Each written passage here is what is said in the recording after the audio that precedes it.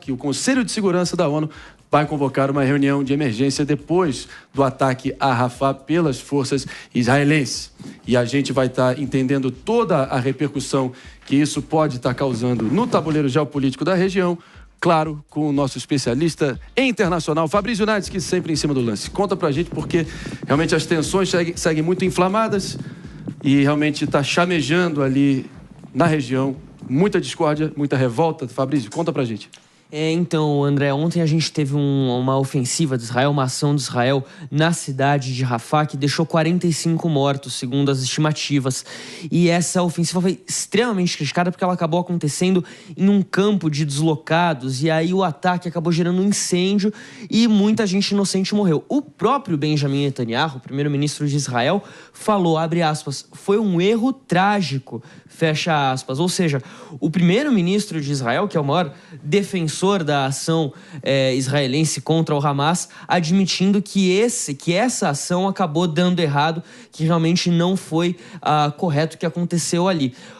Consequência disso, o Conselho de Segurança da ONU, convocado hoje pela Argélia, que é membro rotativo do Conselho de Segurança, convocou uma reunião de emergência para debater isso tudo. Pedindo uma licença aqui para o Fabrício Nadsky, nosso especialista na geopolítica internacional, toda a cobertura aqui em cima do lance. Claro que sobre a repercussão do ataque devastador das forças de defesa de Israel em Rafah e a repercussão a nível internacional. Voltando com a palavra, então, Fabrício Nadsky. Então, a Argélia convocou para hoje, André, uma reunião de emergência no Conselho de Segurança da ONU para ver o que eles podem fazer em relação a isso tudo. A gente lembra que na sexta-feira passada, a Corte Internacional de Justiça, que é ligada à ONU, ordenou que Israel suspendesse a operação militar em Rafah, justamente por isso, por conta de um risco que eles argumentavam ali aos civis, à população civil. A gente lembra que lá no começo da guerra, o governo de Israel ordenou que a população da faixa de Gaza, principalmente mais ao norte, fosse em direção ao sul conforme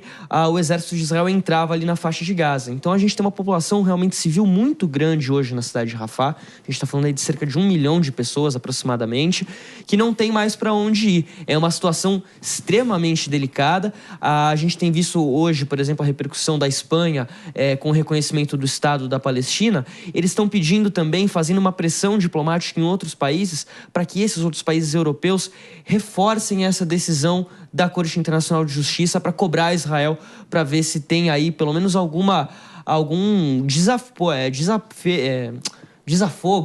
desculpa, sim, algum desafogo nessa situação, porque realmente o caos está instaurado por lá, André.